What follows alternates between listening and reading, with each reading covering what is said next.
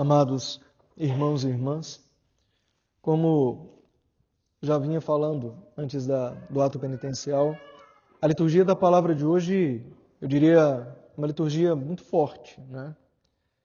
Sobretudo quando nos indica um caminho de conversão e de retorno a Deus.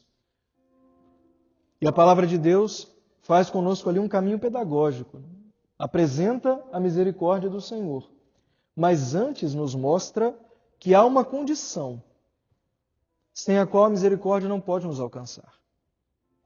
Por mais que Deus seja misericordioso, a misericórdia é como a chuva que caiu agora há pouco, né? Eu nem percebi, para dizer a verdade. Porque eu estava lá dentro, né, da minha sala de atendimento, escrevendo e-mail, vendo coisas de agenda. Mas quando eu vi, o pátio já estava todo molhado. Assim é a misericórdia de Deus na nossa vida. Deus derrama a sua misericórdia todos os dias. Agora, a escolha de sermos lavados por ela é nossa. Deus não vai te tirar de dentro da sua casa, do seu trabalho, para que você entre na chuva. Deus não vai atrás de você te obrigar a pedir perdão, a pedir misericórdia, a se arrepender. Ele não vai fazer isso. O que Ele vai fazer é com que a chuva da misericórdia caia todos os dias sobre você. Para que no momento em que você quiser, você vá até ela e seja lavado.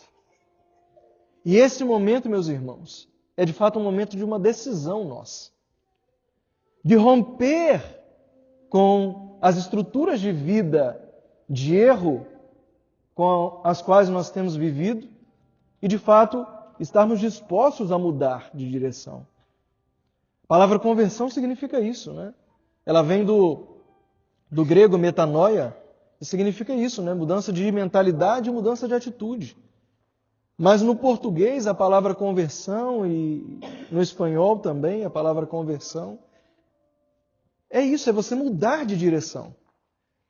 Aqueles que tiraram, né, carteira de motorista, lá no Brasil pelo menos, né, sabem, né? Conversão à direita ou conversão à esquerda. Converte ali, converte. Ou seja, é virar, muda de direção. Você está indo reto, converte para lá. E exatamente esse é o sentido da palavra conversão. É mudar de vida, mudar de direção. E aí quando a gente entra no poder da palavra de Deus, a gente vai muito mais além do que um simples mudar de direção. É mudar quem nós somos por dentro. Por isso a palavra metanoia vai no fundo do nosso ser, é mudança de mentalidade e de atitude. Porque não adianta a gente só mudar de atitude por medo de perder o céu. Não adianta a gente mudar de atitude só por medo de ir para o inferno. A gente precisa mudar de atitude porque nós somos alcançados pelo amor. E é constrangedor ser amado e você saber que você nunca vai corresponder a esse amor. Não é porque eu tenho medo de Deus, é porque em tudo eu não posso me permitir ferir esse amor. Em cada ato da minha vida eu não posso me permitir perder a graça. E é por isso que na primeira leitura o profeta fala de uma maneira muito clara. Não sei se vocês perceberam, né? Quando ele fala, encontrai palavras. Ou seja, o que o profeta está dizendo é o seguinte, olha, vocês se virem nos 30. Não quero saber como você vai lá e pedir perdão a Deus, mas vai, com as palavras que você tem, do jeito que você sabe, do jeito que é possível, mas vá. Não fique agarrado nos seus erros. Às vezes a gente tem vergonha de pedir perdão, como se Deus não tivesse visto a gente pecar. Como se Deus já não soubesse o que nós fizemos. Como se na hora do nosso pecado Ele fechasse os olhos para não ver e depois Ele só vai ficar sabendo na hora que eu me confessar. Meu Deus, que coisa infantil. Um medo infantil que a gente carrega. Olha, o seu pecado já feriu a Deus. O seu pedido de misericórdia é o que vai consolar o coração dele. E é interessante a gente compreender isso, né? Que quando a gente pede misericórdia, a gente consola a Deus. E quando Ele nos perdoa, Ele nos cura. Nós somos curados enquanto consolamos o Senhor. Porque cada pecado nosso é um grito que perpassa toda a história e chega até os pés da cruz. E esse grito diz: crucifica-o de novo. Talvez a gente não tivesse coragem de estar lá aos pés da cruz gritando, mas cada pecado nosso é um grito desse. Cada pecado nosso é mais um espinho cravado na testa do Senhor. Cada pecado nosso é mais uma chicotada nele. Isso é o pecado. É por isso que o profeta fala: se virem e vão até o Senhor clamar misericórdia. Não sei o que vocês vão fazer, mas deem um jeito de mudar de vida. Não me interessa como, façam. E me desculpem a maneira de dizer, mas hoje eu repito o que o profeta Oséias falou: deem o jeito de vocês, deem os pulos de vocês. Mas procurem a misericórdia de Deus enquanto ela se deixa alcançar. Procurem o Senhor enquanto der tempo. Pouco antes de entrar na missa, a Flávia estava falando que a Elecilda mandou mensagem, um menininho de 8 meses, faleceu lá no hospital. Quando eu tive os 5 dias depois da Páscoa, que eu fui visitar a Helena, eu fui visitar esse menininho, o Raymond. Que a mãe dele, católica, e pediu a visita, então eu fui visitar a Helena e também depois fui lá visitar o Raymond. E tenho rezado por ele. Ele teve 8 meses de vida. A gente às vezes fica contando, né, com a velhice. A gente conta com amanhã com uma certeza tão grande que a gente perde a noção de que essa vida é passageira e que não há amanhã garantido para nenhum de nós. O amanhã é só uma promessa que nós insistimos em tratar como uma certeza. O amanhã é só uma possibilidade, o que a gente tem é o agora. Para de viver na ilusão do depois. Para de fazer todos os seus planos para daqui a alguns dias, para daqui a alguns meses, para o ano que vem. O ano que vem pode chegar ou não. O mês que vem pode chegar ou não. Eu estou falando para todo mundo, né? Eu estou implorando pelas minhas férias. E eu estou planejando cuidadosamente, mas eu nem sei se elas vão chegar. Muito mais do que as minhas férias prontas, sou eu que tenho que estar pronto para a eternidade. Porque se a eternidade chegar antes, eu quero estar do lado de Deus. Eu não quero perder. Porque o céu, a vida eterna, isso sim é uma certeza. É a única certeza que a gente tem. Desde o dia que a gente nasce, a única certeza que a gente tem é que um dia a gente vai morrer.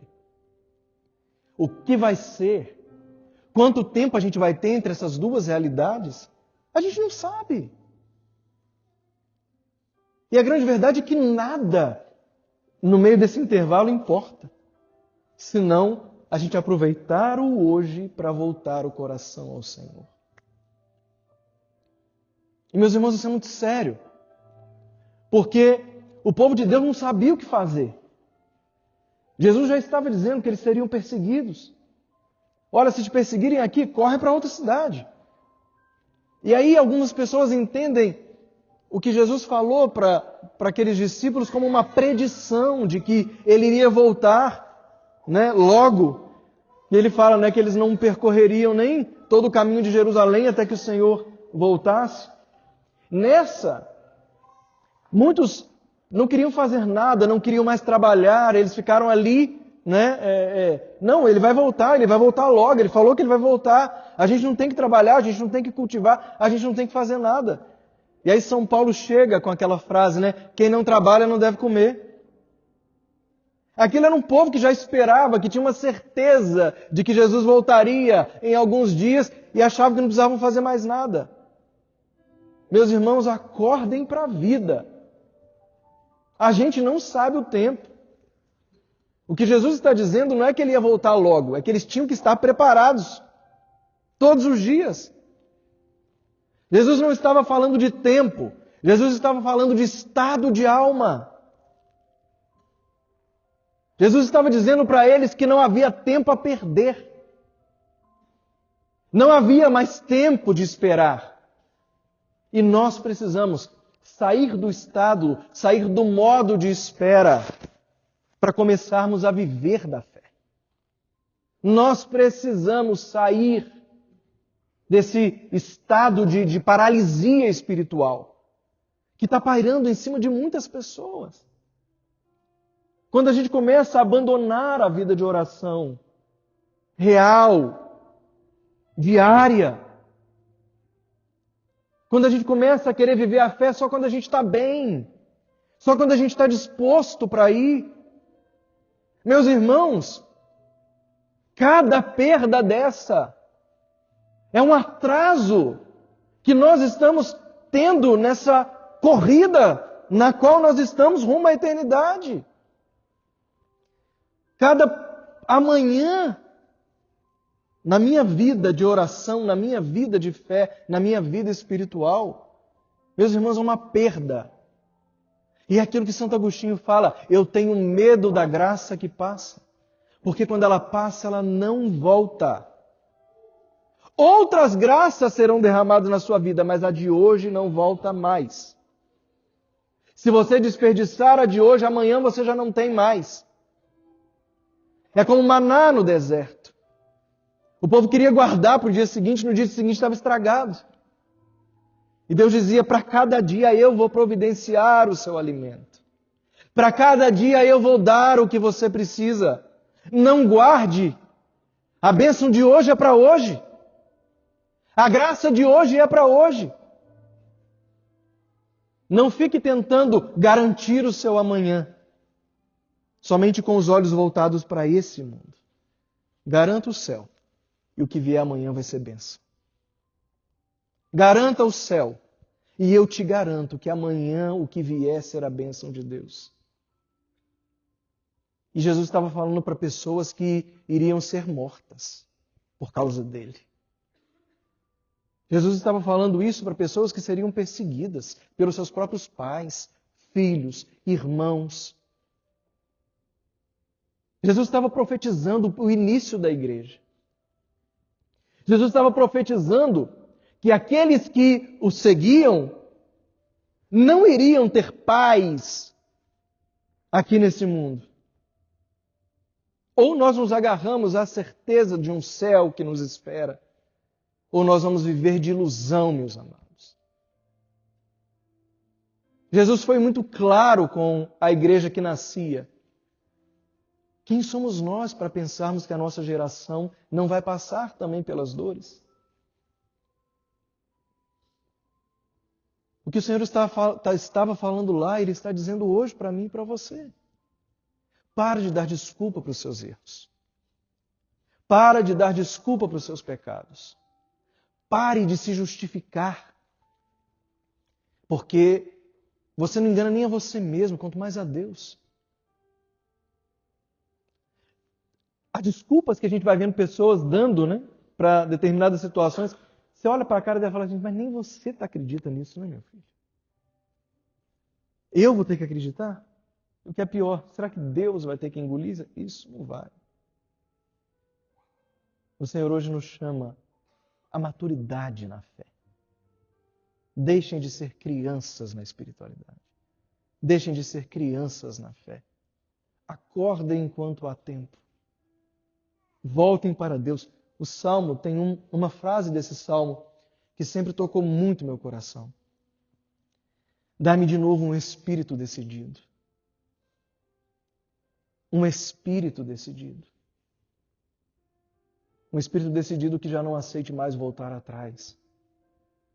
Um espírito decidido que não aceite mais trocar a fé por migalhas, por uma vida confortável, por qualquer coisa que nos tire de Deus. É o espírito decidido que o Senhor quer nos dar, mas Ele quer encontrar em nós a abertura para esse espírito decidido. Que Deus não pode escolher por nós. Ele só pode sustentar a nossa escolha. Deus não pode escolher que você seja santo, mas Ele vai sustentar a sua luta pela santidade. Peça a Deus hoje o Espírito decidido. Peça ao Senhor a alegria de ser salvo. Esse salmo é muito bonito e eu convido você depois a não simplesmente ler esse salmo da missa de hoje de novo. Reze esse salmo. Reze esse salmo como uma súplica ao Senhor. Senhor, dá-me a alegria de ser salvo, dá-me um espírito decidido, Senhor. Porque eu não quero perder a graça de hoje. E muito mais do que isso, eu não quero caminhar nessa vida e no fim de tudo perder o céu. Eu não quero. Dá-me um espírito decidido para dizer basta ao meu pecado, aos meus erros. Basta. Que o Senhor nos dê hoje essa graça, meus amados. Um espírito decidido.